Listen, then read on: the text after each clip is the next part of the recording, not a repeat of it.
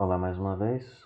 A aula desta oportunidade ou ocasião é de número 12, continuando o básico do que você precisa saber de teologia à luz do credo apostólico, tomando ele aí como norte, e resumo da doutrina bíblica que encontramos na Bíblia. A segunda vinda de Cristo é a porção e o texto, dê uma lida aí, de onde há de vir para julgar os vivos e mortos. Começamos então falando que esta frase aí é a última frase sobre a pessoa no credo e obra de Jesus, e ela descreve dois atos simultâneos e separáveis, a segunda vinda de Jesus e o que ele vai fazer nessa ocasião. Ou seja, ele vai voltar para julgar vivos e mortos, e esses atos são indissolúveis. O catecismo indaga como há de ser Cristo exaltado ao vir segunda vez para julgar o mundo. Ele haverá de ser exaltado em sua vinda para julgar o mundo, em que, tendo sido injustamente julgado e condenado pelos homens maus, virá segunda vez, no último dia, com grande poder, na plena manifestação da sua própria glória e da de seu Pai, com todos os seus santos anjos, com brado, com voz de arcanjo e com a trombeta de Deus para julgar o mundo em retidão. E a confissão diz, no juízo final e o capítulo, Deus já determinou um dia em que, segundo a justiça, há de julgar o mundo por Jesus Cristo a quem foram pelo Pai entregues o poder e juízo. Este dia não só serão julgados os anjos apóstatas, mas também todas as pessoas que tiverem vivido sobre a terra comparecerão ante o tribunal de Cristo a fim de darem conta de seus pensamentos, palavras e obras e receberem o galardão segundo o que tiverem feito, bom ou mal estando no corpo. Então, mesmo não sabendo quando será o retorno do Senhor, nós sabemos que é certo que ele voltará. E durante seu ministério ele se referiu a esse retorno em algumas ocasiões, sempre acrescentando a necessidade de seu povo se preparar para esse encontro. A própria Igreja Apostólica, por conta da demora, chegou a duvidar em algumas ocasiões da realidade da segunda vinda, mas a resposta de Pedro foi que o Senhor era longânimo, não querendo que ninguém perecesse, de que para Deus um dia é como muitos anos e vice-versa. E após fazer esse esclarecimento, ele acrescentou que o Senhor virá como ladrão, ou seja, uma hora inesperada, e assim seu povo deve viver em santo procedimento e piedade. Então, eis aqui algumas características da segunda vinda. Ela será pessoal. Esse Jesus que dentre vós foi assunto ao céu virá do mesmo modo como viste subir. Ele esteve pessoalmente com seus discípulos, subiu aos céus na presença deles e haverá de voltar porque ele assim prometeu, visível a todos e de maneira pessoal. Sua...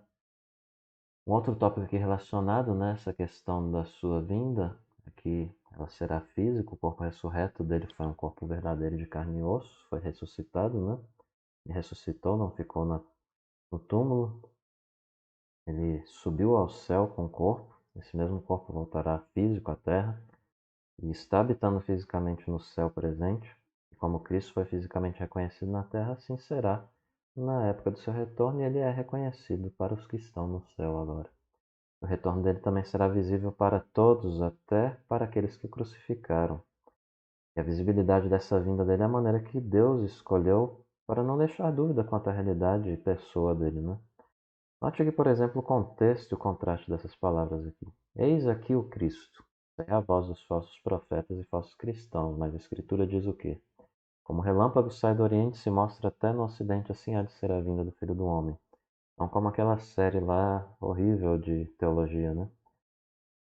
Que é o Deixados para Trás, que fala que vai ser um piscar de olhos e ninguém vai ver. Não tem nada a ver esse texto aqui. Você está falando que como o relâmpago rasga um céu do Oriente ao Ocidente, todo mundo vê, todo olho verá. Então será gloriosa também essa vinda. Isso será visto vindo sobre as nuvens do céu com poder e muita glória. E a essa cena aí podemos acrescentar a ideia que tratamos aí do brilho do relâmpago, né? O grande clangor da trombeta, a voz do arcanjo anunciando a vinda do Senhor, os anjos do seu poder em chama de fogo. A própria participação dos santos que até lá já terão falecido. Nessa ocasião aí, serão vistos todos os inimigos debaixo dos pés de Cristo, que será visto naquele dia então como Rei dos Reis e Senhor dos Senhores. E Jesus ele virá para julgar vivos e mortos, porque está escrito que ele estabeleceu um dia em que há de julgar o mundo com justiça por meio de um varão, e destinou e acreditou diante de todos, ressuscitando dentre os mortos. Esse dia aí será de manifestação de Jesus, o último dia, sua segunda vinda. E em 2 Timóteo, permita-me ler aqui 4:1, está escrito o seguinte: Conjuro-te perante o Senhor, melhor dizendo, perante Deus e Cristo Jesus, que é de julgar os vivos e mortos, pela sua manifestação e pelo seu reino, Na consumação dos séculos, no fim do mundo, né, haverá uma sequência inseparável de 4 atividades que eu ressalto aqui. Repentina intervenção divina neste mundo, conforme explicado. O homem é uma unidade, haverá também ressurreição, Deus o criou assim. O homem só é completo se possui corpo e alma, e na ressurreição geral, corpo e alma serão reunidos para viverem eternamente. Será a experiência de todos os mortos, justos e injustos, e a Bíblia afirma que voltará Jesus Cristo com poder. Todas as nações serão reunidas diante dele.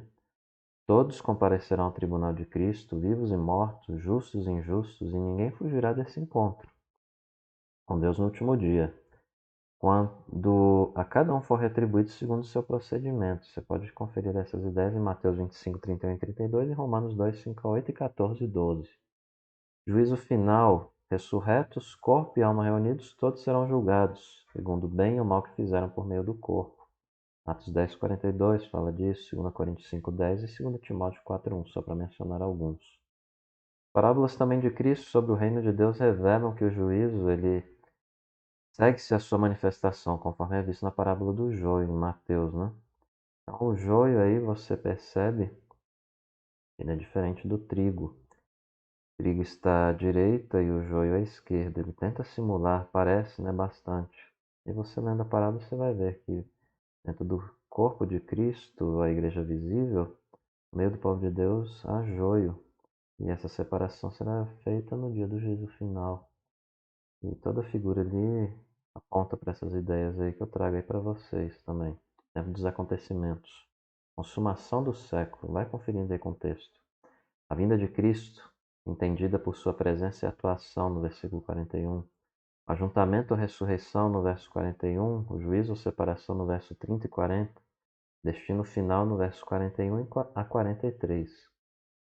Essa mesma sequência ela é vista em Mateus 13, 47 a 50, Mateus 24, 30 e 31, e Mateus 25, 31 a 46. É o padrão usado aí por Deus no dia do juízo, que é a própria lei, né?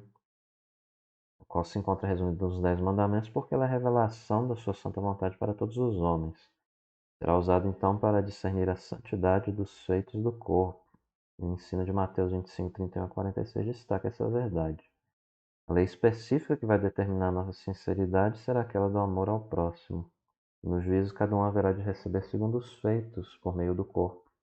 Alguns vão para a vida eterna, enquanto outros vão para a vergonha e horror eternos. No céu nós teremos aí galardão, que assegurará plena e eterna bem-aventurança. Haverá essas recompensas, galardões, né? Proporcionais à maior ou menor fidelidade dos crentes na terra. Permita-me ler alguns textos que ressaltam ainda mais essas questões que estamos falando aqui. Regozijai-vos e exultai, porque é grande o vosso galardão nos céus, pois assim perseguiram os profetas que viveram antes de vós. Guardai-vos de exercer a vossa justiça diante dos homens, com fim de serdes vistos por eles. De outra sorte, não teríeis galardão junto de vosso Pai Celeste. Quem recebe um profeta no caráter de profeta receberá o galardão de profeta. Quem recebe um justo no caráter de justo receberá o galardão de justo. Quem der a beber, ainda que seja um copo de água fria, um destes pequeninos, por ser este meu discípulo, verdade vos digo que de modo algum perderá o seu galardão. Amai, porém, os vossos inimigos, fazei o bem e emprestai, sem esperar nenhuma paga. Será grande o vosso galardão e sereis filho do Altíssimo, pois ele é benigno até para com os ingratos e maus. E por fim, ora, o que planta, o que rega são um, e cada um receberá o seu galardão segundo o seu próprio trabalho. Se permanecer a obra de alguém que sobre o fundamento edificou, esse receberá galardão. Se a obra de alguém se queimar, sofrerá ele dano, mas esse mesmo será salvo, todavia, como que através do fogo. Então, no inferno haverá castigo, que assegurará pleno e eterno sofrimento, mas com graus de intensidade no tormento proporcionais à menor ou maior impiedade do incrédulo na terra. Assim como no céu você tem as recompensas em maior e menor grau de acordo com a fidelidade, no inferno também, graus de maior ou menor intensidade de tormento aí. E a mim me pertence a vingança, diz aí a palavra, a retribuição a seu tempo quando resvalar o seu pé, porque o dia da sua calamidade está próximo, seu destino se apressa em chegar. Em verdade vos digo, você vê essa ideia do inferno, né? Maior ou menor rigor de punição, tormento? Menor rigor haverá para Sodoma e Gomorra no dia do juízo do que para aquela cidade. Porque o Filho do Homem há de vir na glória de seu Pai para com seus anjos, e então retribuirá a cada um conforme as suas obras. Digo-vos que naquele dia, texto complementar, né? a isso aqui, Mateus 10:15. Aquela cidade aqui, ela é declarada aqui de maneira evidente. Observe aí. Haverá menos rigor para Sodoma do que para aquela cidade. Contudo, no juízo haverá menos rigor para Tiro e Sidom do que para vós outros. Então fique atento aí ao que diz esses textos aqui também. Aquele servo, porém, que conheceu a vontade do Senhor e não se aprontou, nem fez segundo a sua vontade, será punido com muitos açoites. Aquele, porém, que não soube a vontade do seu Senhor e fez coisas dignas de reprovação, levará poucos. Mas aquele a quem muito foi dado, muito lhe será exigido. E aquele a quem muito se confia, muito mais lhe pedirão. E a ti, Senhor, pertence a graça, pois a cada um retribui segundo as suas obras. Qual é, pois, a vantagem do judeu? Ou qual a utilidade da circuncisão? Muita sob todos os aspectos, principalmente porque aos judeus foram confiados os oráculos de Deus. E daí? Se alguns não creram, a incredulidade deles irá desfazer a fidelidade de Deus? De maneira nenhuma, seja Deus verdadeiro e mentiroso todo homem, segundo está escrito, para seres justificado nas suas palavras, e venhas a vencer quando fores julgado. Mas se a nossa injustiça traz a lume a justiça de Deus, que diremos? Porventura será Deus injusto por aplicar a sua ira? Falo como homem. Certo que não, do contrário, como julgará Deus o mundo? Se por causa da minha mentira fica em relevo a verdade de Deus para a sua glória, para que sou eu ainda condenado como pecador? E por que não dizemos como alguns caluniosamente afirmam que o fazemos? Pratiquemos males para que venham bens? A condenação destes é justa. Se conclui, temos nós qualquer vantagem? Não, de forma nenhuma, pois já temos demonstrado que todos, judeus e gregos, estão debaixo do pecado, como está escrito, não há justo nenhum sequer. Continue injusto, diz Apocalipse, fazendo injustiça, continue imundo sendo imundo. O justo continue na prática da justiça e o santo continue a santificar-se. Eis que venho sem demora. E comigo está o galardão que tenho para retribuir a cada um segundo as suas obras. A sentença aí, pronunciada naquele dia, então o inferno será absoluta e irrevogável, não tem segunda chance. E Paulo então ele fala, concluindo, daqueles que amam a vinda de Jesus. E quando ela é devidamente compreendida, essa doutrina da segunda vinda de Jesus, ela traz grande consolo espiritual, conforme está escrito aí numa carta que fala bastante sobre essa temática, né? Consolai-vos, pois, uns aos outros com essas palavras, ou seja, as palavras referentes à segunda vinda de Jesus em glória e poder. Então nós devemos permanecer em segurança e confiança quanto à doutrina da segunda vinda de Jesus. Quanto a essa doutrina que ocorrerá aí, a ideia, né, comunicada por ela, ocorrerá na consumação do século. Consumação é a ideia do copo cheio, né? Cumprido, o tempo está cumprido. E se resumirá numa sequência de 4 acontecimentos simultâneos. A vinda de Jesus, a ressurreição e comparecimento de todos diante do tribunal de Jesus, o juízo final, quando cada um será julgado segundo seus feitos por Jesus, e as retribuições e recompensas, né? E a eternidade, quando cada um haverá de ir para o seu próprio lugar, céu ou inferno, sendo feito por Cristo.